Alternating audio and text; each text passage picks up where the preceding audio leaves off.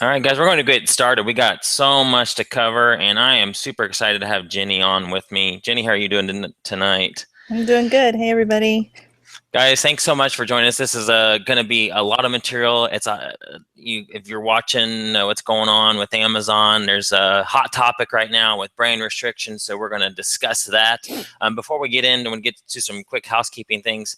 If the video or the audio is ever blurry or anything like that, go to the bottom and click reconnect. But also you can watch this on YouTube, and let me post that link here for you real quick.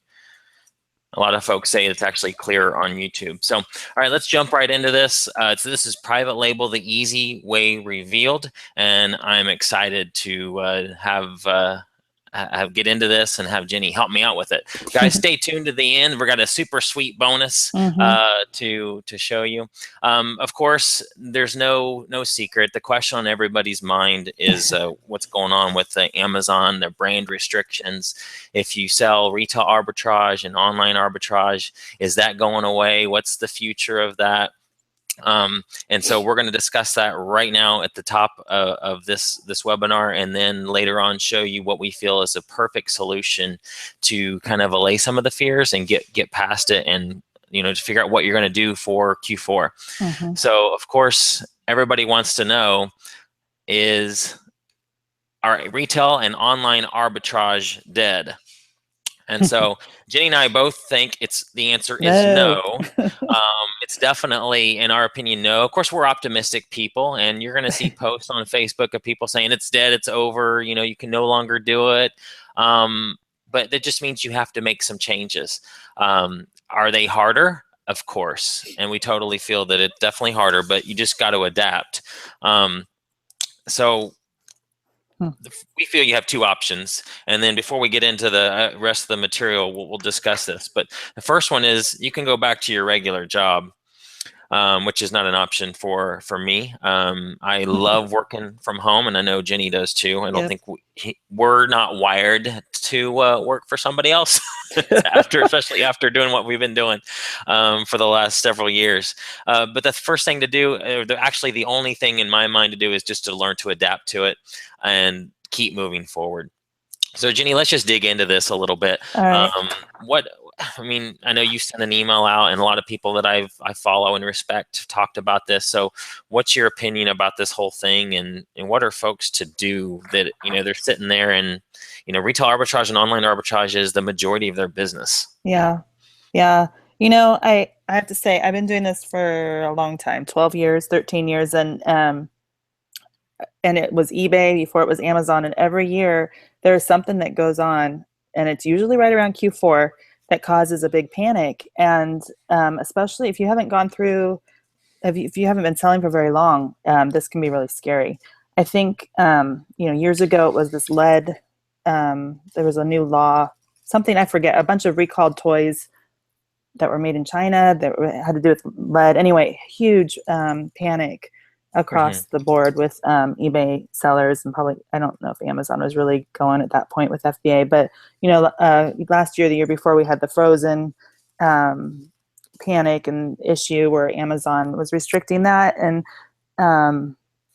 fee increases or whatever. So there's always something that's going on at least once, maybe twice a year, that causes some sort of panic. And I just think, I guess, you say that things are harder. I don't think they have to be. I think that there's a silver lining to all of this. And one thing is, as far as retail and online arbitrage goes, if you want to continue doing that, you certainly can. And there are millions of products that are unrestricted, and there's no way Amazon is going to restrict everything. It's too much of a revenue source for them. And I think, they've already invested in so many things to help people who use that model. So if you're going to stay with it, there are things that you can do.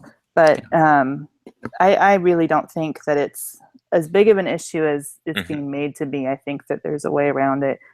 I also, the silver lining, as I was saying, less competition. People are going to be leaving Amazon. They'll be leaving. I'm fed up. They did it with eBay. They were fed up. With whatever the biggest deal that was being made.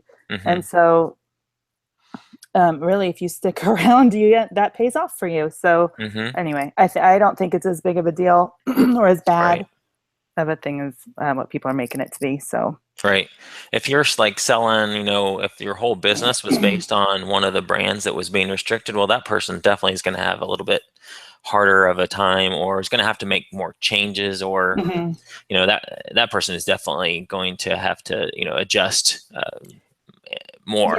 But for definitely everybody else, most of the folks on here are probably diversified in a way. I mean, they're probably not buying just one product line and that's it. And so there is good news. Yeah. And you know what? And I guess my point is when things like this come up, there's always a way, like Ryan was saying, to adapt. There's always don't look at it as a negative. Look at, okay, so maybe this is a bit of an obstacle on the road I was going, but that makes me go this direction. And that actually might be the better direction to go anyway, which is we'll kind of get into. So if you're not diversifying and having multiple sourcing strategies, now would be a really good time to do that. Yep. You don't want all your eggs in one basket. Absolutely. And both you and I have talked about that for a while too. Audrey asked, we'll go ahead and take the question since she's asking. It's timely. Has Amazon come out with a new restricted list? I have not seen like a list like from Amazon. Maybe others have, but the ones I just from experience and seeing what other sellers are posting in some of the groups, they're seeing some SKUs of Nike being restricted. Some of the guys in my MMA group have talked about not being able to list a certain shoe or certain clothing, piece of clothing here and there. I know Under Armour, a lot of Under Armour clothes are restricted already. And there's already a list of things that if you like Google restricted list of Amazon, there's people like, I think Jessica LaRue came out with a list, published something. Okay, she just did. Okay, perfect. And what she did, she compiled a bunch of lists together. So that's probably a good resource, but it's not hard to find lists of, things that are restricted. The thing is that Amazon is, if they're consistent, then they're going to be inconsistent. They're consistently inconsistent. So, I might not be able to send in Nike, but Ryan, you can. And they don't come out with their clear policy on that. And so I've also found that people who are scanning using the usually the Amazon seller app will say whether or not something is restricted for you. They're not catching it. And so what'll happen is some items will get shipped in and you'll end up, it'll just remain inactive until you do something about it. And you don't even know why, because nothing showed up as restricted. Yep. That's so true. And I hope people understand why this is. So imagine if you're like a big company like Under Armour, and you see your products on Amazon, 50 sellers on an item and the price is $30 and retail value should be 60. Obviously that devalues your brand. And so companies like this are going to Amazon and saying, this needs to stop. Please help us figure this out, how to make this, how to stop this. It's the wild, wild west out there on your platform. And so that's what Amazon's doing. They just want to come in and help these big brands, because obviously it's a lot of money for Amazon as well when things are sold there. So take that when you're, they say you're going to a trade show, understand if you're talking to a vendor about something. I know this is a webinar about private label, but this, we also want to give out good content on these webinars as well. If you're going to a vendor and you tell them that you sell on Amazon and they frown or they make a noise, like that's all awful, we never want our product sold on Amazon, understand why, and you take that information and turn it around. Like, okay, I understand, sir, why you don't want to sell on Amazon, but I can, if you do it like an exclusive agreement arrangement, for example, that would be a takeaway from something like this, to understand why the vendors don't want their products sold there, or only want them sold by a couple of sellers or approved list of sellers, because they don't want their brand devalued. So take that information and arm yourself with it at a trade show, or when you're talking to vendors, and say, I'll keep MAP pricing, I'll represent your brand well, good customer service, I'll create good titles and listings and picture, all that kind of stuff. So, that's another way to diversify. You know, if you're just like everybody else going to a trade show, scanning the stuff, or going to Walmart and scanning items, you know, you're going to be prey to some of these changes. But if you adapt and move forward, you know, you'll come out ahead, in my opinion. Yeah. So and I know you guys probably have examples of, you know, times when something like this has happened and you didn't like it, but it actually came out ahead. So let me just share very quickly. I know a lot of you already know me and know my story. Some of you may not. I'm not going to go through the whole background, but essentially my wife and I started selling furniture on Craigslist back in 2008 after I had lost a job that I had. And so we were doing well. 2009, we had $250,000 in sales just on Craigslist, just in the Dallas-Fort Worth area. And so we expanded. We opened a store. We did that for a year. We hated it. We wanted to just work from home. So much better to work from home, in our opinion. But then we woke up one day in 2013 and saw that most of our ads on Craigslist were being deleted as soon as we listed them. So if all your eggs are in one basket like that, and in our business it was solely based on Craigslist at the time, we had a little bit of a panic, didn't know exactly what we were going to do. This is a picture showing me in front of the garage of the house we used to live in, full of furniture front to back. So we had a pretty big business, and then one day it's like, oh man, what are we going to do? Not every single city that we deleted, but a lot of them. And so we had a decision to make, and like, what's the next steps? But God is good. He had the way already planned out for us. We met Jim Cockrum a couple months after all of that happened. And literally, guys, it was the lunch that changed my life. He told my wife and I about Amazon FBA, and we've never looked back since. And so we took a situation just like what Amazon's handing to a lot of people. And it looks like, oh man, it's going to be the end of my business. But guys, it's not. It doesn't have to be the end of your business. You can adapt, you can change, you can get past this. We're going to show you tonight, one thing that we think that can really help you and can be the solution for you. But please don't look at this as the end of your business or anything like that. I'm telling you that it doesn't have to be. And if you follow folks that have been through things like this, you've probably been through this in your own life in different situations, so that you'll get over it. It's going to be all right, essentially. Yes. So Jenny, anything you want to add to that on the motivational piece of it? Yeah, you're good at the motivational piece. No, I think absolutely, and I do think we can all look back in our lives. These just make us stronger, right? And you figuring out how to adapt. I enjoy the creative process. So to me, it's a challenge, and to think, well, what does this mean? How can we do things differently? And I enjoy that. I think it's good for me. It's good for my mind, and it usually ends up being, I end up in a better place at the end of it. So. Yeah. Me too. So hopefully, guys, this is the webinar that will change your business. Yeah. Maybe your life. I don't know. But in 2012, as I said, I found Amazon FBA. And then 2013, I found private label. And I have not done as much retail arbitrage and online arbitrage since then, just because I love private label so much. So one way that we think that you can adapt to this and change your business and just get past all of this is private label. And so we want to go through this and show you what I feel is the easy way method. When you think of private label, I know a lot of people think scary and hard and in China and overseas and shipping and all that. So put that out of your mind right now. Imagine that you've never heard of private label before, and as we walk through this. Yeah. So real quick, so private label is really just creating your own brand. If it's a new term for you, it's creating your own brand from an item that's already existing. Absolutely. Yep, which is right there, having your own brand of an item. It's easy. No, it's fine. But as we're talking about brand and Amazon restricting brands, right? So imagine yourself being the owner of one of those brands. And so instead of being the seller, the third-party seller of something, you actually own the brand. And so then you have much greater control over it. So that's what we're talking about tonight. So guys, what if you had one or two products that consistently did 5,000 or more in sales each month? And I imagine you'd feel like this girl here. And I'm telling you, I know that if you're on these Facebook groups, you see much, much bigger numbers.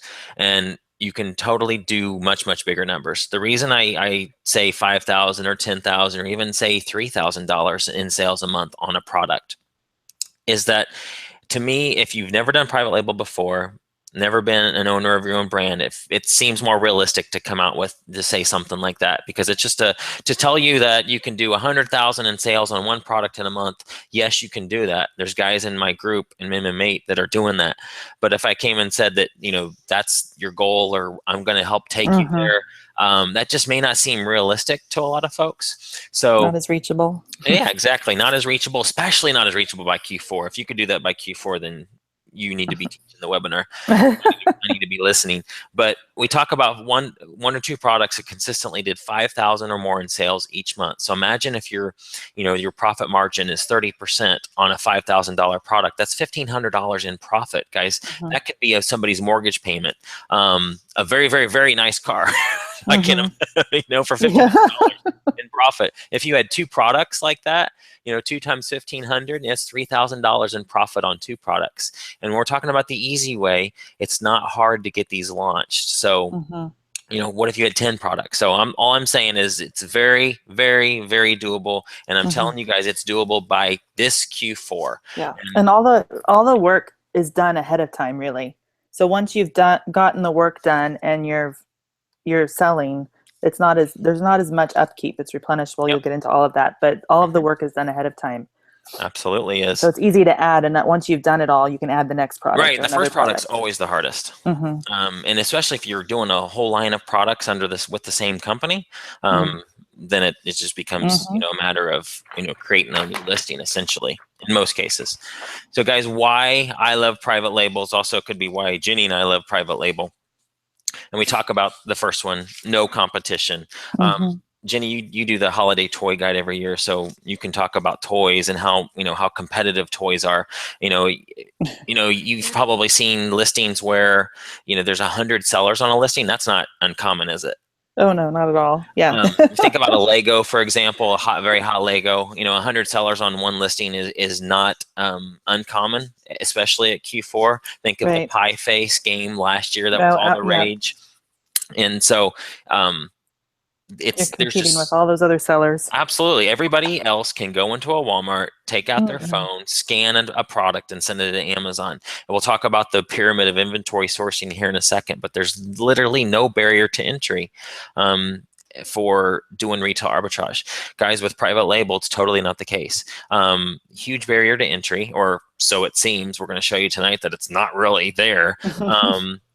But there's no competition. You are the only person on that whole listing.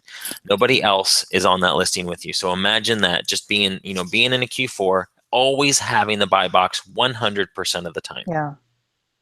Number 2 is replenishable. So, I know that all of you have been in this situation. If you're doing retail or online arbitrage, you find a good selling product, you find it on clearance, you buy all that they have, and you sell out within days of it reaching the warehouse at Amazon, and you're like, man, I want to find more. You drive all over town, or you search all over the internet, and you just cannot find that product anywhere, no matter what you do. It's so frustrating. With private label, it's totally replenishable. Literally, all you have to do is just place another order, and you got it. With our private label product that we started with, all it is as a matter for us is just emailing that company in the morning, and they actually happen to be local. It's a local wholesaler, and they'll have a guy in a truck deliver our product, and we have a girl that comes over, helps us out, one of our neighbors, and she processes it for us and sends it into Amazon. It literally the same day I can have product to replenish my stock. So private label is replenishable. You just have to keep ordering more. And sometimes even that's a problem. If you start selling really well, it's sometimes even a challenge to stay in stock. And the thing with like retail arbitrage, and at first it's kind of fun. And some people, they just always enjoy it, I suppose. But you're always sourcing. Yep. You are always sourcing. That's like the bulk of your time. Yeah, so true. So either in stores or online or whatever. Some people enjoy it. My mom loves it. That's all she likes about the whole thing. She will go and she just loves that. But it can get old after a little while. Absolutely. Stephen, we'll get to your question here at the end too. And guys, if you have questions, put them in the box, and you put the little question, make it a question. Click the little bubble next to it, and then we'll get to all the questions at the end of it. So next is unlimited. So basically, other than maybe brand-driven things or big things, let's say a refrigerator, you're not going to want a private label refrigerator. You're not going to want to private label something that's brand driven, like an iPhone, or something that people are buying that just because it's a certain brand. Other than things like that, it's virtually unlimited. There's a virtual unlimited amount of product out there that you could private label. Yep. And I love that. It's you don't have to think about, we'll talk about brand restrictions in a second, but it is unlimited. I mean, all there really is to say for that. It's so many products that you can private label. Yeah.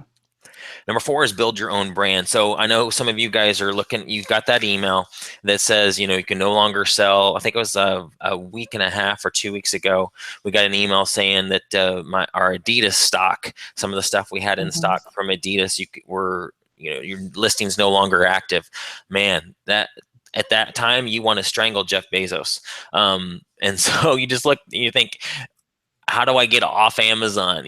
Amazon is still a great opportunity. It's wonderful. It's the best. I have a friend of mine that owns a brick and mortar store, and he's in our MMA group, and all the time the guys are talking about, man, I want to get off Amazon. It's so frustrating, all these crazy rules, these restrictions. And this guy is like, guys, you have no idea how good you have it. When he buys product, he has to buy it in hopes that it's going to sell. He has to hope that he knows his customer well enough, that he's buying the right kind of inventory, the right amount of inventory. And he has a seasonal shop. It's not, I don't believe it's open in the winter months. So he has to be very selective. With Amazon, we literally can walk into a store, get our, scan our app open on our phone, scan an item, and tell basically how quickly an item is going to sell, how popular it's been.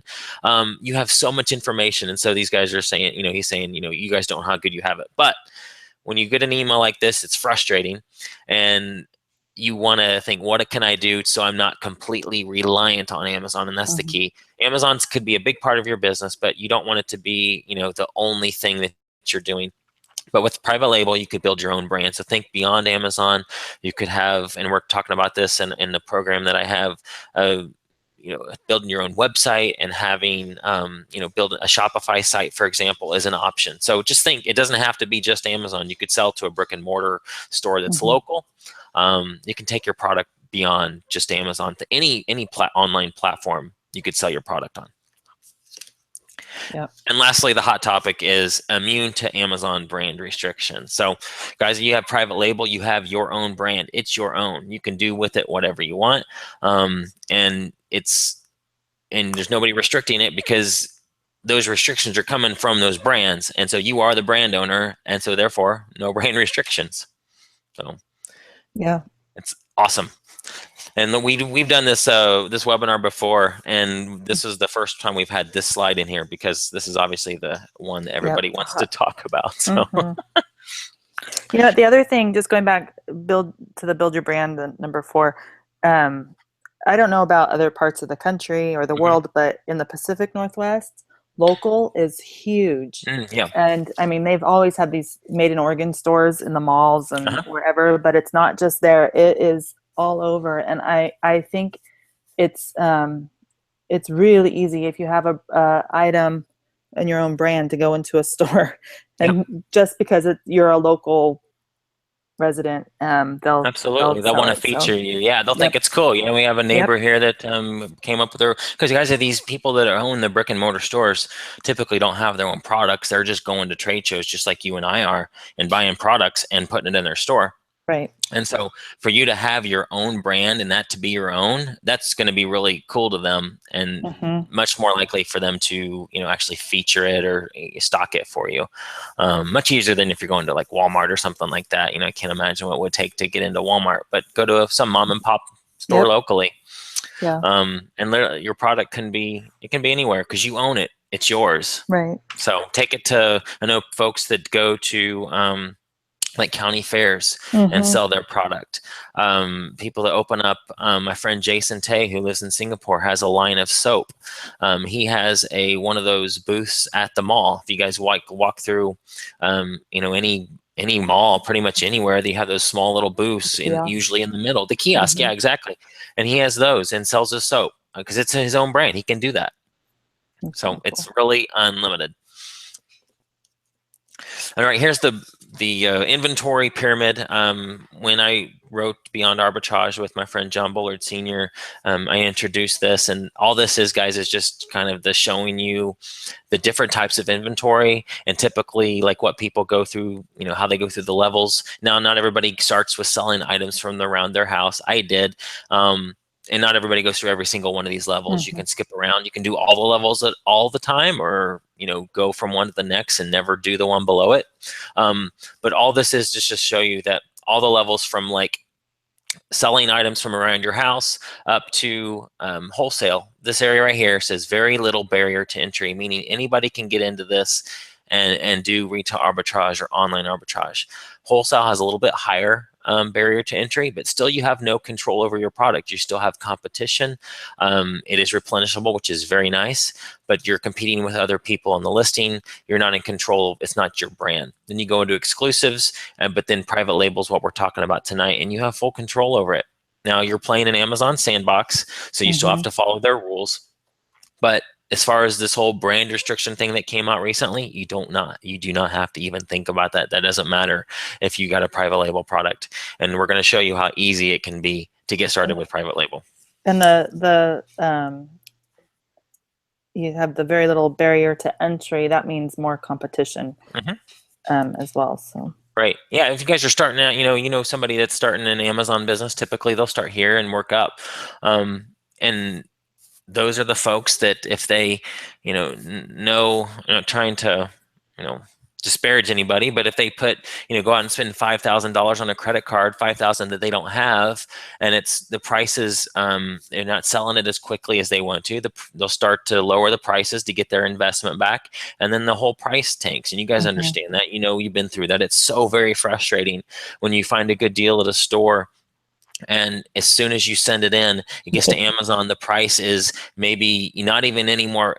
Your profit may be completely gone, or maybe if you sell it at the price that the lowest FBA is, you're losing money. And so you either have to, sell it and get rid of it and just, put your money elsewhere, or you just wait it out until the price goes back up. Now, the good thing about this is Q4 is coming up. And so a lot of the things that has been sitting around for a really long time are going to start to sell, which is awesome, which will be great. And you can take that money and put it into other inventory, especially private label. Hopefully that'll be one of your weapons. But so just going from online arbitrage to private label, typically folks think, oh, that's hard. That's, I got to go through all these levels. I got to do it one at a time. I got to do wholesale for a while. You don't have to. And we'll show you that, with the easy way, you could literally start Amazon tomorrow, never have sold anything online, and do private label. So guys, I know you probably understand what private label, the harder, scarier way is. And when you think of owning your own brand or doing private label, you think of typically going to Alibaba.com or finding a sourcing agent in China, or just sourcing from a manufacturer in China. And some of the things that you deal with doing that route, and guys, please know that it's not bad if you go that route. There's folks in my mentoring program that have chosen to source from China. Typically the prices are a little bit better per item. Exactly. But and so I'm never going to be the guy that says you shouldn't do that or you can't do that, because it's just not true. There's guys in my mastermind group that do very, very well sourcing from China. And just for some of the reasons that we'll talk about here in a minute, when I got started with private label, I wasn't in a position to spend the $3,000 to $5,000 or more that I needed to get my product imported. And the whole thought of importing and shipping just scared me. And so that's kind of how I stumbled upon this easy way method.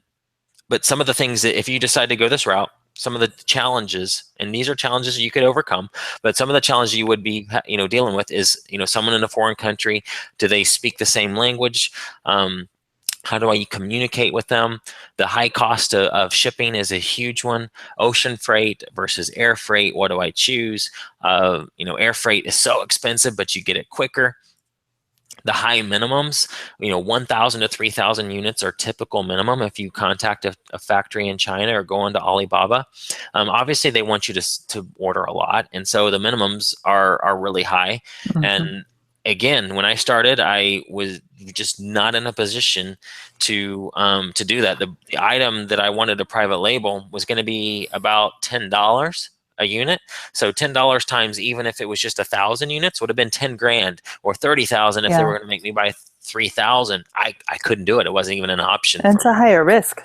Absolutely higher risk. Yeah, Mm-hmm. because you're spending all that money on one single product when I was used to buying 4 or 5 of an item. It's just a huge jump if you're going from retail arbitrage and online arbitrage directly to buying items from China. Now, if you have $100,000 in the bank and you could lose it tomorrow and be fine, then that's fine, but most people aren't in a position to be spending that much money on an order when you don't even know that it's going to sell in the first place. I mean, how do you know it's going to be? You can do all the research in the world, and you still don't know. I mean, even if you're out buying items retail arbitrage and it says on your phone that it has a rank of 5, you don't know, if Amazon's going to come on that listing the next day and the price is no longer profitable. So even if you're buying 4 or 5, it's a risk. Think of what it is if it's 1,000 to 3,000 units. Right. In customs, just the thought of that completely freaked me out. Like, what do I do with customs? How do I get guys, there are agents that handle all this and can do all that for you. But when I got into it, it's like, what do I don't know what to do. That just was completely scary to me. Of course, along wait times, and this is nothing nothing really you can do about this one to make that any easier. If you're sourcing from China, it's going to be 60 to 90 days. That's just the way it is. If you're putting your own brand on an item, you're going to have to wait 2 to 3 months before that item shows up. So if you're trying to do private, go ahead. Sorry, I was just going to say, if you're trying to do that now for Q4, too late. Yeah, it's too late. Yep, you could have it by Q1 of next year, maybe. But for Q4 this year, it's not going to happen. And so, obviously, you guys, we're at the end of August, and you want to do something now to survive what Amazon just placed on a bunch of sellers. And so you don't have to wait. You don't have 2 to 3 months to wait. So the good thing is you don't have to. So let me show you private label the easy way. And again, let me really quickly tell you how I stumbled on this. I went through a program that taught the way to China, and I just didn't know what I was going to do because I didn't have the money to have spend that much for 1,000 to 3,000 units, and the whole shipping and customs thing just completely scared me.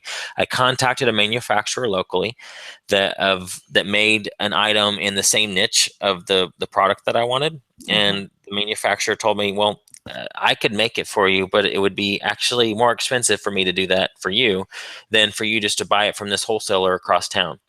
And so he turned me on to my wholesaler that had the product. They imported it from China, so they were dealing with us already. They already had it in stock at the warehouse here in Dallas, and I told them what I wanted to do, and they agreed. And it was really 2 phone calls, and I had my private label done. Now, guys, is it always going to be that easy? No, absolutely not. But privately, as I show you the process tonight, it is easy. It can be easy, and there are places in the United States that you can source from. If you live outside of the United States, there are places that in your country, there's manufacturers, there's wholesalers in your country that can do this. If you live outside the United States and you sell on Amazon.com, you can do this as well. You can source from the United States, and you can live like Jason, my friend Jason Tay does this. He lives in Singapore. He sources products in the United States and has them shipped to Amazon.com for him. Yeah. And so it's totally, you can do this from anywhere in the world. So the easy way is essentially sourcing domestically. So Ryan, did you know that you didn't know that your product was available in your town, right? No, then that doesn't even really idea. matter. It just is a little bit more convenient. Right. Yeah, no, I just completely just happened to, and it was the Lord. Which is a big score. but and people could say I was lucky and found it locally. Mm-hmm. But there's wholesalers and manufacturers all over, and Yeah. that's one thing I talk about when I remember I'm doing a live event and talking to folks about private label is look locally. Who are what are the manufacturers that are in your town? Mm-hmm. And this is stuff we get into in the mentoring program, but like Jenny, you live in the Northwest. So Mm-hmm. like what is native to Portland? Like if I used to live in Portland and now I live in Boston, Massachusetts, what's the thing that I miss from Portland? Is it the coffee? Is it a Mm-hmm. certain food? Is it a certain product that you could get in all the stores, but now that I live in Boston, I can't get? So think about all the people that live in that used to live in the Pacific Northwest that can no longer get this item unless they go to Amazon. What's that item? Yeah. So when you drive by, different when you're in even when and guys, when you do private label, you'll drive down the street and look at companies, look at their signs and wonder what they manufacture or what they do. Is there a way for you to build a relationship with them and sell their product? Mm-hmm. This opportunity is so huge. I know my Mm-hmm. friend Jim Cockram, and my mentor, he talks about there's $100 bills flying around in the wind. You just got to catch them, and there's so many. And also, you just have to catch the right ones. You can't do all of them. So what are you going to focus on? And that's kind of straying off of what I wanted to talk about. But the thing is, what's domestic, what's local to you? There may be something right down your street that they sell a product that could be a good private label opportunity. So um, there's just opportunities everywhere, guys. Yep. That's all I'm Yep. saying. When you start doing this, you'll see opportunities. Like we'll go into a grocery store and see the guy that's serving. He's just the guy that has a salsa company that he just started. I wonder, does that guy sell on Amazon? And I think, man, if I could really help, I could really help this guy if I wanted to. But there are so many opportunities. Like, do I have the time to spend in developing that brand and helping him get it on Amazon? Right now, I don't. But if you guys really enjoy working with local businesses, that's a whole other business model. Yeah. And you could totally, so like I'm going to say that we're talking private label tonight, but if after the end of this, you think I want nothing to do with private label, that's fine. Look, there's so many opportunities out there. Think about, if you enjoy working with local businesses, you could just build a whole business model around taking their brand and essentially building it up on Amazon and Right. helping them with the products, or helping them with their listing, helping them with their account, and make really good money just helping other people. And you could do the same, the things that we talk about in the mentoring program. You could use those strategies to help local businesses, even if you never launched your own.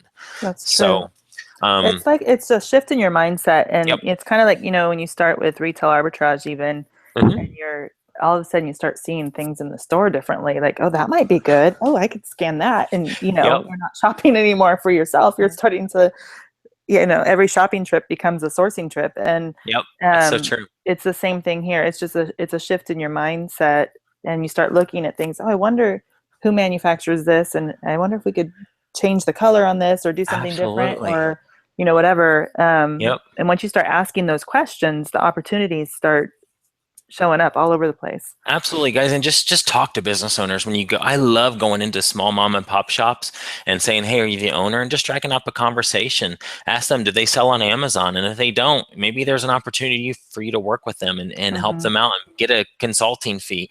These guys that own these stores are so busy with their day-to-day things, just running their brick and mortar Yep. store. They don't have time to think about the online stuff. They know, and I say this because I've talked to so many of them. They know they should be on Amazon. They Right. know they should have their own websites and be doing all this stuff, but they don't know who to go to. They don't know how to do it themselves. They don't have the time to do it, even if they did know. So you can come across and help them and be a huge, massive resource for them and get paid well to do it. Mm-hmm. And so it's funny, Heather put in there that she grew up in Vancouver Mm-hmm. and then now lives north of Boston. That's wild. Heather, I had no idea that there was actually somebody on here that matched that analogy. But so guys, again, all this, we're talking about Amazon and the new brand restrictions.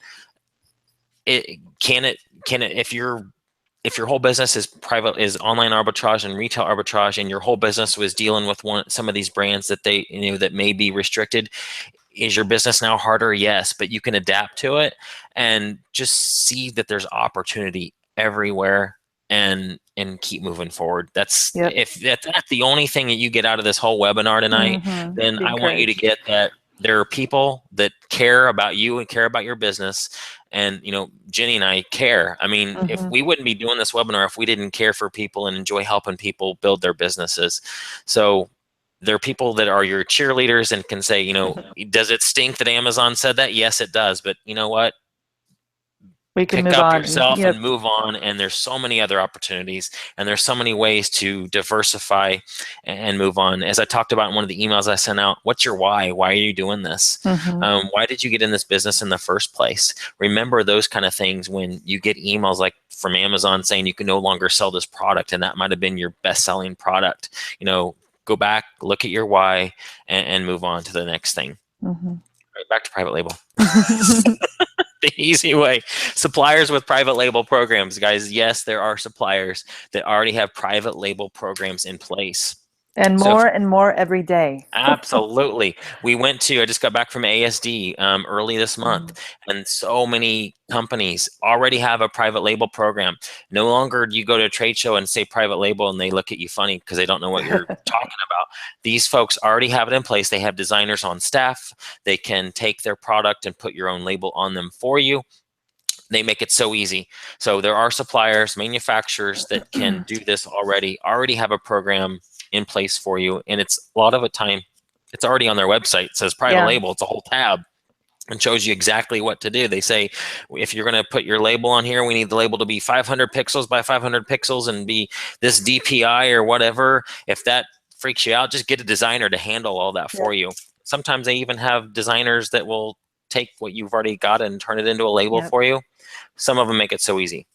Yes. And even wholesale companies, I'm telling you that if a wholesale company, even if they don't have a private label program in place, 99% of them, if it's an item that's private labelable, if it's generic, non-brand driven,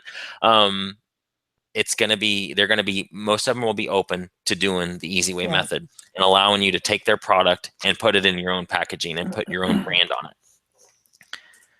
Minimums as low as 1K. So as you remember, when I got started with private label, I did not have the money to spend to do 1,000 to 3,000 units. The company that I found, they didn't care if I bought one case, even just one item. Now you wouldn't want to do that because there's so many things you need to do to get a private label launched. You need to order several, but the minimums were crazy low. I could order one case and I'd be in business. No customs issues to deal with. Low shipping costs for me. Again, it's $25 and the guy will bring whatever I need on his truck. And we have somebody that comes over and processes it for us. Some can even ship to Amazon for you. In fact, I found a company that recently that has a whole FBA program for their wholesale stuff and for their private label stuff. They're familiar with Amazon, the whole inner workings of FBA and the FN SKU labels and all that. They'll handle all that for you. Send it to Amazon. You never have to see it, touch it. You just watch it get into inventory. That's interesting.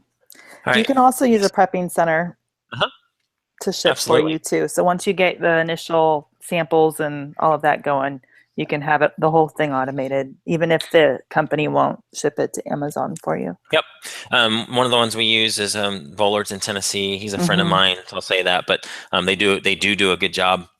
Yeah. And Jason Tay uses them for, he's in Singapore. He obviously, if he's buying something from a wholesale company or doing private label the easy way in the United States, he can't do it himself in Singapore, have it shipped to him and then ship back to the United States. That just doesn't make any sense. So he has it shipped to a prepping company. They handle all of that for him. Let's see what else. So 7-step test. Man, it's already 7:46. All right. Go. I know.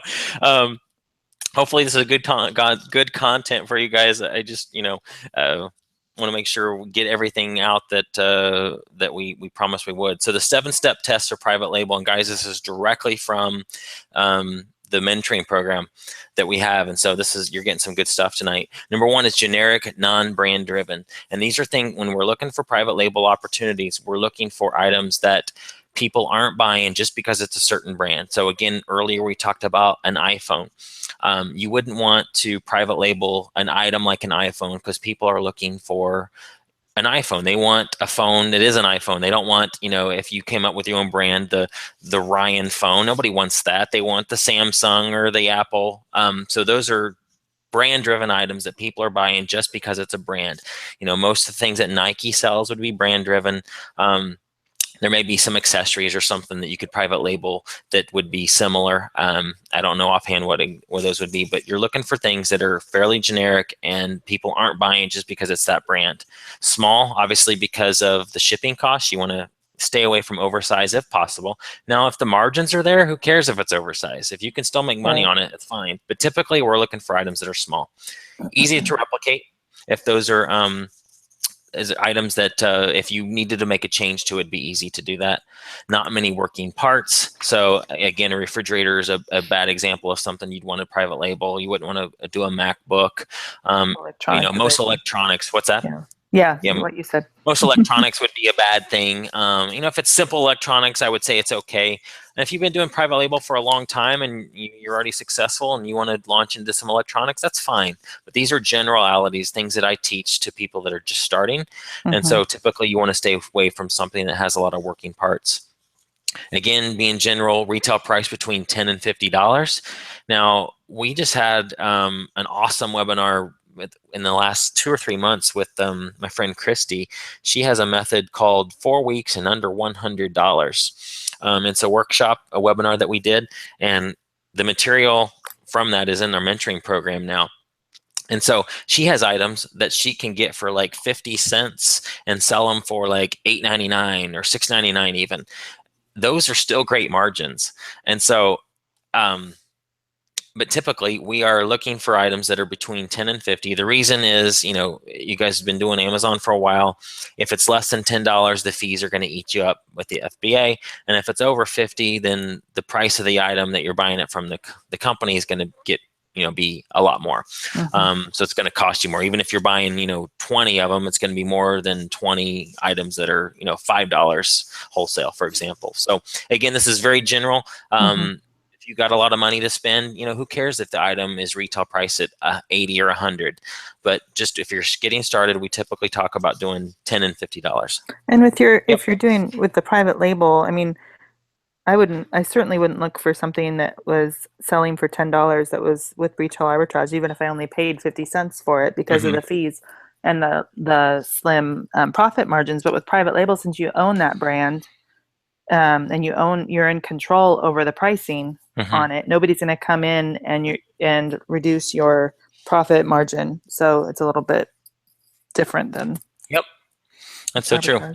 Sales rank, again, this is so general. We talk about in the mentoring program that if I was buying from China, obviously the better the rank is, the better. The lower the rank, the better. I'd rather find something that I could sell 10 a day than something that I would sell 1 every other day.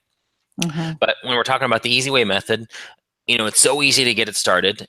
You only have to buy, a very, very, very small quantity. So I honestly am fine if I sell an item once a day, once every other day, if I didn't have to do a whole lot of work to get started. Now, obviously, we try to steer people towards, items that are going to sell a little bit quicker because you can get your goals faster. But let's, like one of the companies that I buy from, they have a whole line of products. So let's say that I find they come out with a new item that I can private label, and I look on Amazon at competitors that sell in the same item, and it looks like maybe they're only selling 30 a month. Okay, well, that's not, tremendous. But what if I make $5 on every single one of those? That's an extra $150 a month. And that's, it was so easy for me all I had to do was take the current sticker or the label that I had and slap it on the new product, and it's done. So that's some of the stuff we get into. That's so detailed. But number of reviews, obviously, the lower the number of reviews, the easier it is to compete with. If you find an item that has 3,000 reviews, or like the top 5 listings for that product all have a ton of reviews. Usually I say if it's over 300 reviews, then you're getting into some serious competition. But if you find some items that their top listings only have 50 or 100, then it's not too hard to get to that many reviews. So again, the lower the better when you're talking about the reviews. So examples. So this is how I show you exactly how easy it can be. All right, so I'm using this cupcake pan, the silicone baking mold, as an example. And because I'm fairly confident that this is not something that anybody that's in my group is doing, because this is so saturated. All things silicone, it seems like, are saturated on Amazon. So I picked this example. I don't feel like I'm outing anybody's product. But so let's say, for example, that you were at a trade show, or just you have a wholesale company, or you have a local supplier or whatever. It would be so easy for you to go to them and say, hey, I know you already make some really cool, cupcake pans that are silicone. Your brand name's not on the actual product. Can I take your product out of your packaging and put it in my own box or in my own poly bag? It's really as simple as that. And so the reason I picked this one is it's very generic. It's not a brand driven item. Now, Jenny, you probably cook more than I do, but people aren't necessarily buying silicone baking stuff because it's a certain brand, right? It's not a brand driven item. I wouldn't call it. I mean, it's not probably, the real guru baker people maybe, but Right. I would say no, it's not a brand driven product. Okay. All right. Audrey says, what? No tent stakes. Yeah. So we have in our private label group, guys, I'm using the camping niche as examples going all the way through the lessons. And I don't know necessarily why I chose camping, because I'm not a camper. Like, I would choose something I actually know something about. But we talk about tent stakes as an example. So that's an example of something that is generic, non-brand driven. I'm not a camper, but I would imagine that tent stakes aren't something that people are buying because it's a certain brand. If you go to, you're probably just looking for, the least expensive maybe, or the best made, but it's not, I have to have this brand, or nothing. So again, this cotton towel set. Again, I'm not, this is probably something my wife could do a better job and tell me. I don't think towels necessarily are a brand driven item either. You go to Kohl's or JC Penney's and you get towels. There's probably not necessarily a certain brand that everybody has to have. It's just not a brand driven item. So this is a very generic thing. The price point is $17.82. So that would pass that test. I didn't look at the number of reviews or the sales rank on this. The reason I'm showing you guys these is just to show you that you were at a trade show and there was a company that had towels. It would be very easy for you to say, hey, I want to sell these towels. I want to sell them on Amazon, and I want to put my brand on them. I know that there's a lot of folks that go to ASD that are probably on here, and you go to a vendor and you talk about selling on Amazon. They'll turn their nose up to you, say, no, we don't want to have anything to do with Amazon. That does happen. But if you're talking about private label, you're talking about putting your own brand on it, then suddenly they don't care. They don't care what you do with it, because it's not their brand. So imagine Amazon Basics having a booth at ASD. This is a horrible example because it's actually Amazon selling this. But, if it was, Bud's Towels, and they were a wholesale company and they had a Bud's Towels booth at ASD, and you say, hey, I want to sell Bud's Towels on Amazon, they might say, well, you know what? I already have a listing on Amazon. I don't want any more people on there. Or they might say, I already have 5 approved sellers I'm dealing with. I don't want any more. But if you say, okay, Bud, I want to take your towels and put my brand on them, put them in my own bag or my own box or whatever presentation you want, and put my own, sticker on it, suddenly he's like, well, I don't care then. It's not, you're not representing my product anyway. At that point, they just want you to buy from them, and instead of the guy around the corner. So how do you get around if the tag has the brand on it? On the towel? My first product actually has the name of the manufacturer on it. And it's an item that I don't think even people really even look at the tag. But even if they do, I don't mind, because here's the thing with that. If you're at a store and at a retail store and you look at packaging, a lot of times it might say, in fact, we were looking at this, my brother's in town from Indiana, and we were at a Sprouts grocery store. It's a small little health food type grocery store. And there was we were down in the chip aisle where their popcorn was, and one of the brands said Popcorn Indiana. And there is Northern Indiana, I think, is kind of known for popcorn. There's a company up there. I can't think of the name of it, but they sell a lot of popcorn, and they make it. So I thought, you know what, that this company, Popcorn Indiana, is probably from Indiana. Well, we couldn't tell. It didn't say, but it said manufactured by, or it said something like manufactured for. It was said to manufacture for right. this company, and that company was in New Jersey. So all that to say, Jenny, I don't think it doesn't matter. Like if it was an item, let's say these towels had Amazon Basics embossed in them, well, that would be something I would stay away from. If it was like obvious that it was there, but if it's just on the tag, I don't care. I don't think most people even look at the tag. Yeah, But right. all the time though, you'll see items that say manufactured by company A for company B.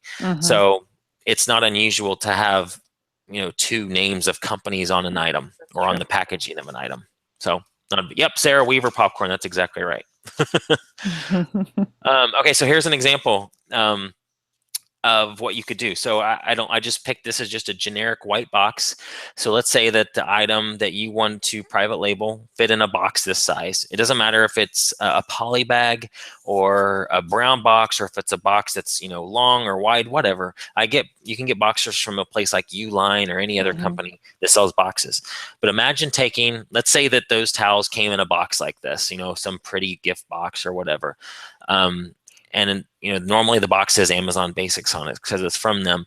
Well, just get your own boxes made that are the same size as the one that Amazon has or the other company has, and just get a sticker made, some kind of label. I use sticker because they're easy and they're small and they're cheap, and just slap your sticker on either, let me just put it here, slap it here on the front or on the top or wherever you want it, or put stickers on all four sides and the top. It doesn't matter. All I'm saying is that It's that easy. it's that easy that you can have your own brand on a white box, a brown box, or there's somebody in my private label mentoring program I talked about, told them that maybe a box is not good for the product that they want to do, but get a poly bag. So just those poly bags that you guys use every day when you're sending in plush items or anything that you have to bag for Amazon, use those exact same bags. I have a product right now I never even see because the Bullards handle it for me, that they just take and put it in a poly bag and slap one of my stickers on it and send it to Amazon. And it's that easy. That's And all you have to can't you do. get your Amazon label on your Yes, sticker, on you your could. Yeah, you label? totally could do that. Mine are a little bit, the stickers are kind of pretty, so like the label might Wouldn't look look weird for it to be on Yeah. that part of it. But if you had like packaging designed, absolutely, yeah, you could totally put that FN SKU on it and never even have to sticker it. So here's another example. This is just a set of curtains. And so imagine, let's say that you found this at a wholesale company, and you really liked them, and you did the research, and it looked like curtains were doing well, and this certain kind of curtain was doing well or whatever. I don't know curtains either. I don't know why I use examples of items that I don't know anything about. But imagine that you found this and you ordered, you have 100 of these and you want to send these into Amazon, and they're okay with you. And again, I must say, you're asking permission. You're not just taking somebody's item off the shelf at a store, or you're not doing this. You're asking permission to do this. But the answer is almost always yes. So take this item, you would literally there's just a zipper here at the top, unzip it, pull this insert right here out, go to a company like uprinting.com. It's capital U, and I think the next slide has it on there, or it's capital uprinting.com or printrunner.com. Tell them that you want a label made that's, just measure this, find out what size it is, go to fiverr.com or hire a designer to design this for you. You can even copy all the text. You don't have to have the UPC code if you don't want to. Whatever you want on your label, have somebody design it, upload it to Print Runner or Uprinting, and they'll mail you these. And literally all you have to do is unzip, pull this out, and put yours in, and you're done. There's the website, printrunner.com, and uprinting.com is where you can get those made. And I do it all the time. So yeah, you guys right. are asking some great questions, and I don't know Should if we you hit want to those hit now? them. Okay, let's see. Some of them now because they're related Or to the what you just timely. talked about. Okay. Let's go looking at. Yeah, Julia Brand Registry on Amazon. Yeah, you can totally do that. Since I started, like when I did Brand Registry, it was a little bit easier than it is now. And I've actually been looking at what other folks that are teaching private label, what they've done. And there's, I found somebody that actually has a brand registry service. They'll help you get your product on Amazon brand registry, which is really super cool.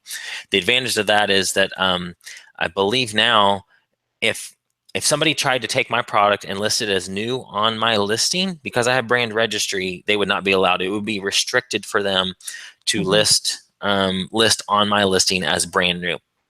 So yes, brand registry can be good. It's not something you have to have. If you're planning on, launching a big brand and have a whole line of products, then I totally suggest you you do whatever you need to do to get that.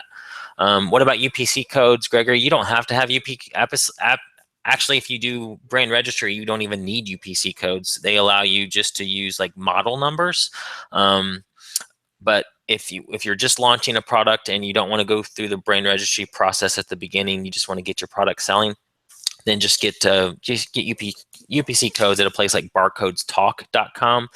I know there's a lot of talk about the UPC code changes on Amazon. They just need to be traced back to the GS1 database, and there are companies that you can still use and not have to pay GS1 prices to be able to and use those, and those are legit UPC codes. And you don't have to have it printed on. Right. You just have to have the number for your listing. Right. So if that was your question, Gregory, I apologize. Yeah, you don't have to even have the UPC code on your package. None of my products that I do have a UPC code on them. If you were going to maybe sell, in a brick and mortar store, that might be something you want to do. Right. But none of mine have UPC codes on the actual packaging. Let's see. Do you have to register your brand state within the USA?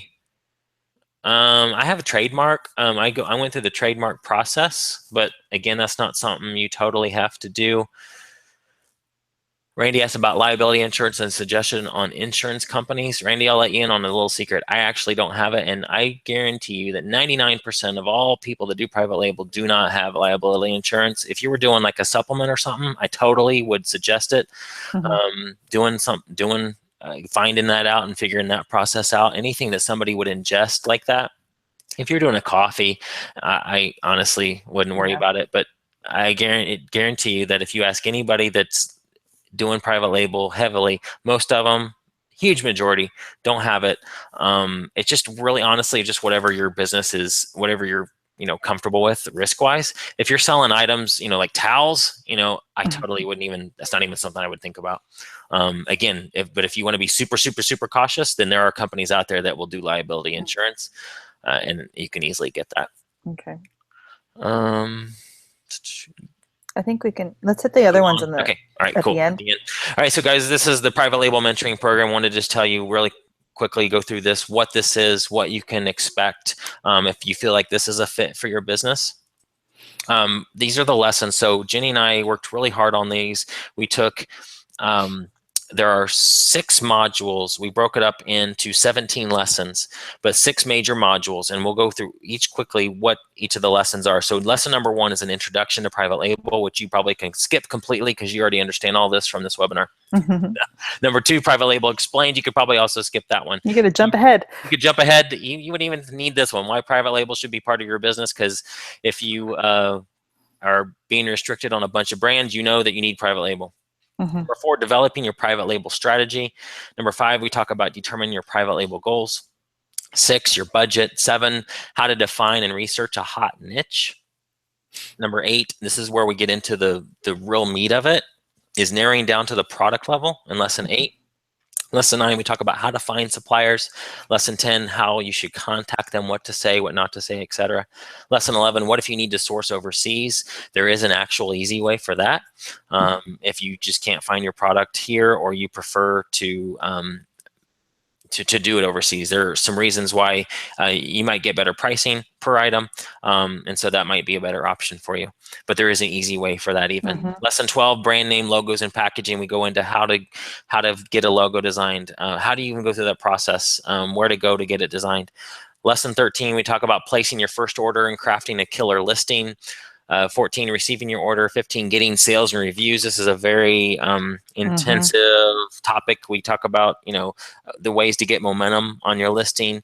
16, maintaining inventory levels. And then 17, the last one is wash, rinse, and repeat. And all the time we're adding things into the group.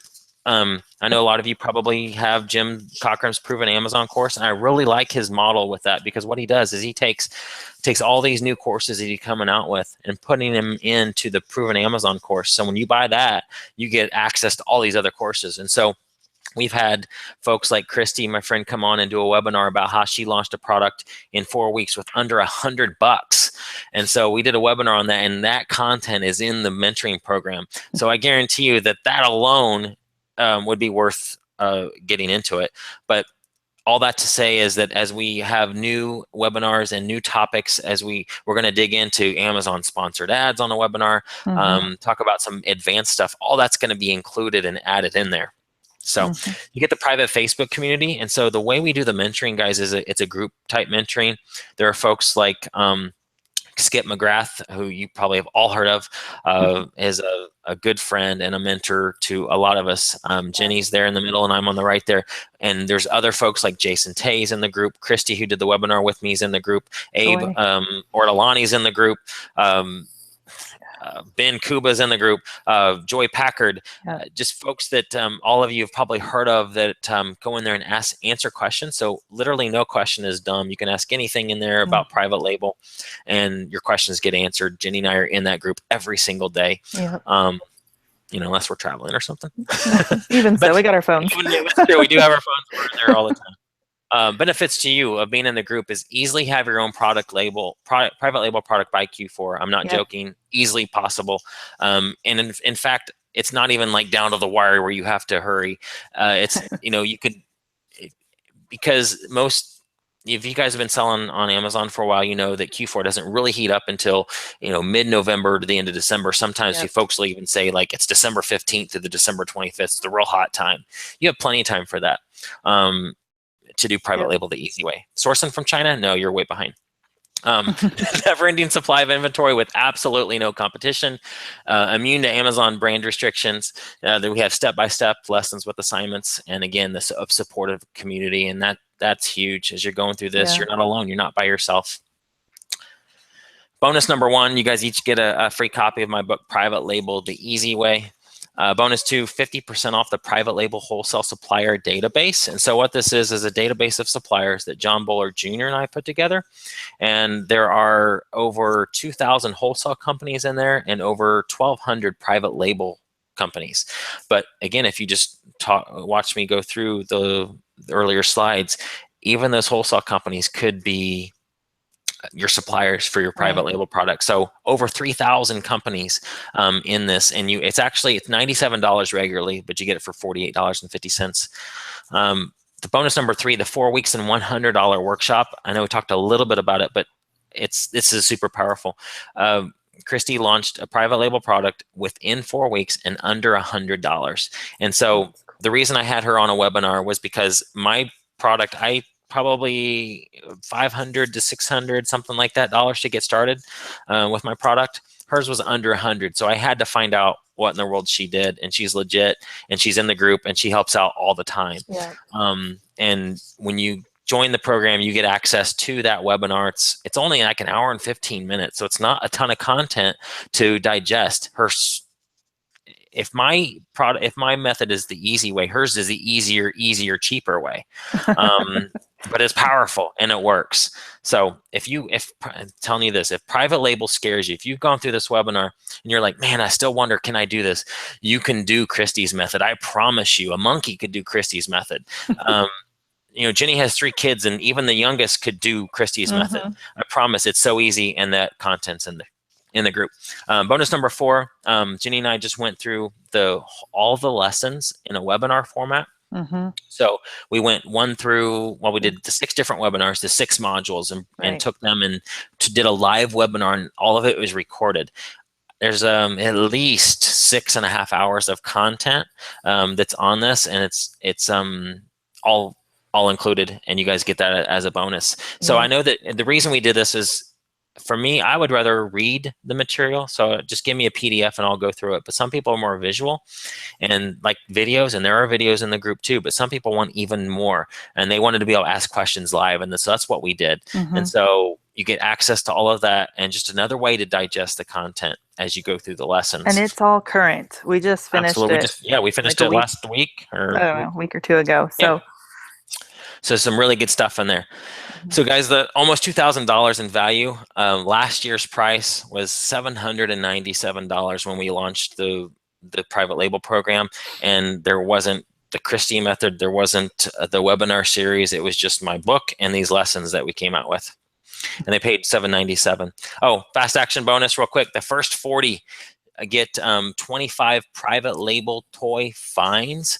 And so what that is, you know, Jenny's the master of toys, came out with the holiday toy guide. We had the idea of being able to show you that even toys are a product that you could potentially private label. And I'll be honest with you, when I, even just a few weeks ago, I thought, yeah, toys are probably something you want to stay away from. But no, Jenny showed me that no, there are ways to take advantage of the Christmas season and with toys and do private label with them. So we actually will give you 25 private label toy finds, and then we're going to do a private label holiday edition webinar.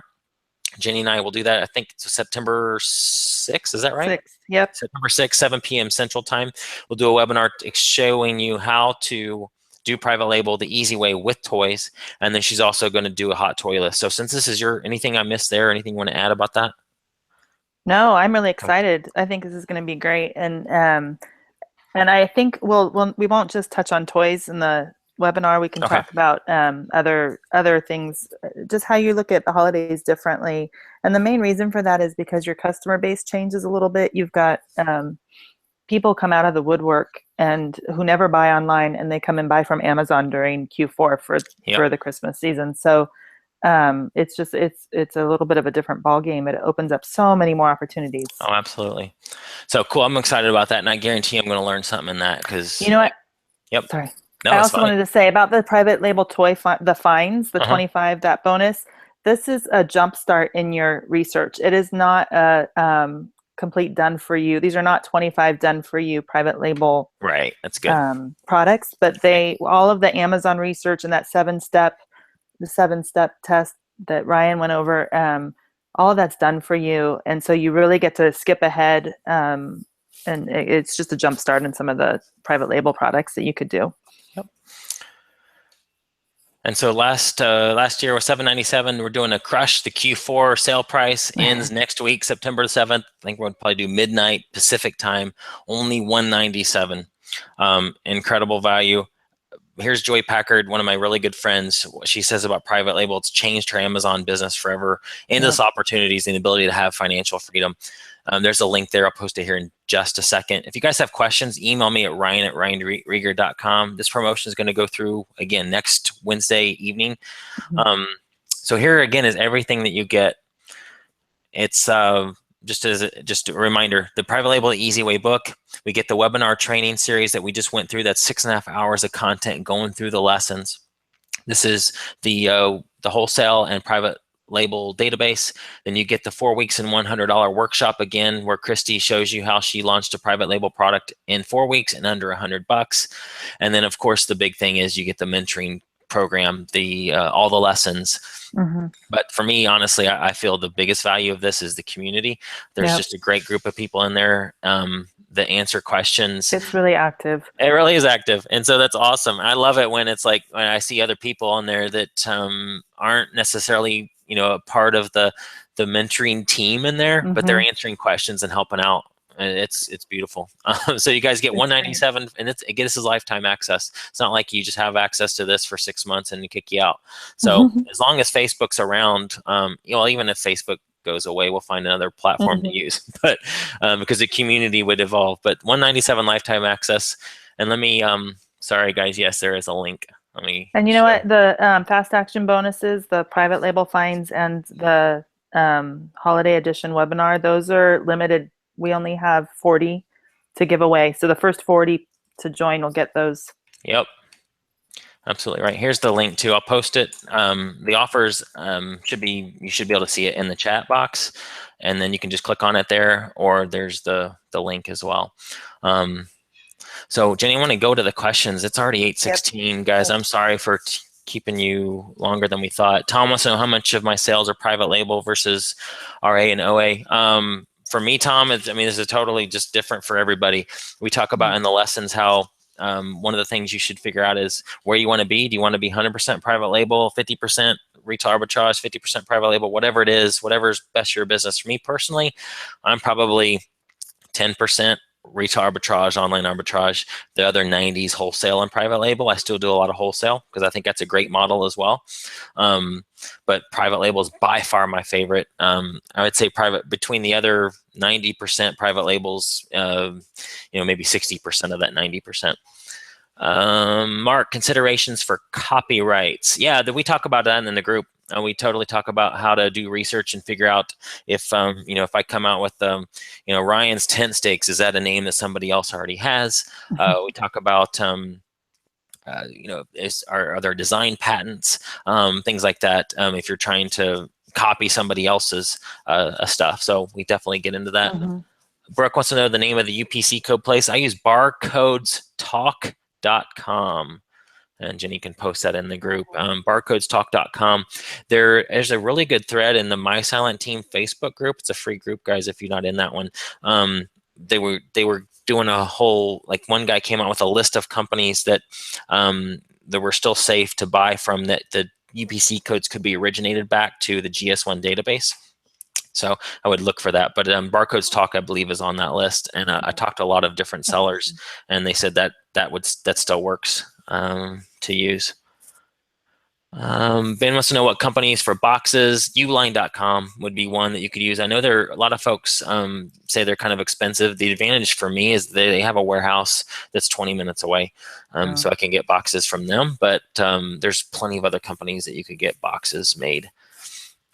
We talked about registering your brand. Do you help us choose a product? Gregory wants to know. Yeah, that's the big whole section, lesson number 8. We get into how to choose a product. And if you have questions, post it in there. We have folks all the time that say, "Hey, I'm looking at a product. It's this sales rank," or they'll post. They've done in the lessons, we have a spreadsheet that we talk about or suggest that you use, that tells you if you have a product idea, put on there the top 3 listings, top 3 competitors listings, what's their sales rank, what's their number of reviews, and people post in the group and get feedback from the group. So yes, we do in a way help you, even with your product sourcing, if you want. And guys, if you have a question, you can email me. It's not like it's just totally group mentoring and I'm never available. There's folks that email me with questions. I can't be with the number of people in there. It's not like I can be, one-on-one all the time, but obviously I want you to be successful. I know there's folks on here that their whole business model is retail arbitrage, it's online arbitrage, and you're scared. You're like, I don't know what to do. Private label looks incredibly hard, incredibly difficult. But this easy way seems like something I can do. I'm telling you guys, it is something you can do. Yeah. And I want you to be able to get, past your fears of private label. And I want you to know that private label is easy. It can be easy. And so I want to be available any way I can to help you. So again, reach out when you have questions. Ryan@ryanrieger.com for that. Does the workshop one night? Yeah, sorry, Jenny, go ahead. Sorry, I was just going to say that I was going to the next one to Heather's about the Facebook pages. I posted Ryan's and my Facebook page in the chat if you wanted to. Oh, perfect. That. So. Yeah, thank you. It's just facebook.com/Ryan Rieger for me. Arlen wants to know, does the 197 include the wholesale list? So the database, if you're talking about the database, then the 197, the getting in the mentoring program gets you the discount of the database. And the whole reason for just the discount and not I can't give you the database for free is because I partnered up with John Buller Jr. on that. And so I need to make sure that he gets credit for it too.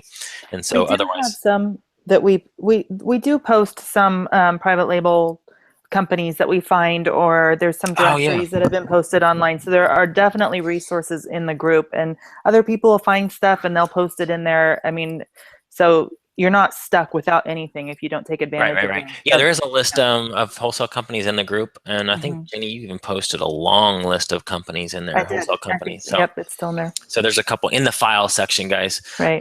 It's all there. Primary way to find wholesalers that offer private label. Just ask them. I love trade shows. That works really well for me because I like in person to person, face to face contact. But if you hate trade shows, don't want to go to trade shows, can't go to trade shows, just contact them by phone, by email. And the thing is, you just want to tell them, like, if you ask them private label, if you say, I want to private label your product, a lot of them will say, yeah, we can do that, but it's 1,000 to 2,000 units. You have to say it like this. And this is amazing. I probably shouldn't even be telling you this. This is something for the mentoring program, but I'm telling you anyway. You want to ask it like this. You want to say, I want to take your product, take it out of your packaging, put it in my own box, my own poly bag or whatever, and put my own sticker on it.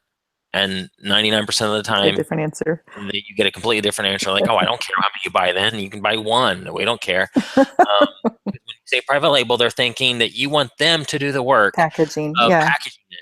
And so for them to do the work of packaging it, it's going to be a lot of work for them, and they're going to need to have a good minimum order to make it worth their time. You know what I'm saying?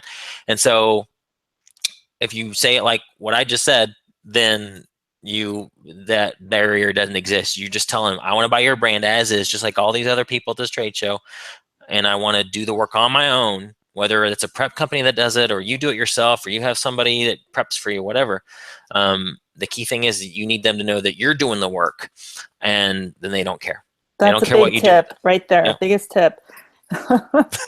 But you know what? You can. I can't tell you how many times just looking for wholesalers, and then like you can Google the type of product you're looking for, and wholesalers don't even put private label in there. And most of them have some sort of information on their website about private labal, and or it could be they're another becoming term. more and more private label friendly. Right, but the term might be something like custom or oh gosh, custom's a big one. Like there's companies that do custom printing of stuff, and so that's not necessarily technically a private label, but it's it's your own. You can make that your own. So Stephen asked, hope I'm able to find a good niche product. Any tips on how to start researching? So we talk a lot in the mentoring program about that, Stephen, but I'll just tell you right now, what are you interested in? What are some of the things that you're already selling well that's doing well? That's kind of how we get people started on that road. If it's something that you're really interested in, you'll just you not necessarily do better at it, but you'll wake up every day more excited about your product than if it's something that you're just doing it just for the money, let's say. But it doesn't matter. It doesn't have to be an item you care about. But that's how we get started, people thinking about it, brainstorming. What are some things local? Are there companies local that sell certain items? I talk a lot about what's your low-hanging fruit. So that could be like a former, where are you working? Let's say you have a full-time job somewhere else outside of your Amazon business. Do they sell those physical products? Do you have vendors that company works with that sells physical products? Do you work with manufacturers, especially if they're a manufacturer? They could do private label for you, or should be able to. So those are some things to think about when you're talking about private label. So guys, it's 8:24 Central Time, 9:24 if you're out east. Jenny can talk for a couple more hours because she's on Pacific. Her kids probably are hungry though. Yeah, they are. I can hear them. Oh my gosh. Guys, this has been super fun for me. You can tell I enjoy private label. I enjoy talking about it. Again, if you got those messages from Amazon and you're freaking out about it, private label can be easy, and Jenny and I want to help you. That's what this is all about. And so if you feel like this is a fit for your business, like this is something that you feel the way it needs to go, then do it and get in there and let us help you get there and launch a product by this Q4, and you're not even going to worry about those brand restrictions anymore. That's going to be a thing of the past. Yes. So, all right. Anything else? No, you did great. All right. Thank you for your help. I really enjoy it, guys, when there's somebody else with me on there. It feels like it's more of a conversation. I know I talk 90% of the time, but even though there's somebody on there, it just makes it more of a back and forth and probably more valuable for you guys too. So awesome, guys. If you have questions, email me. Would love to, if you have questions about this before you sign up, that's fine too, but this is gonna offer goes through the end of next week. So all right, guys, we'll see you in the group. Yep. Bye.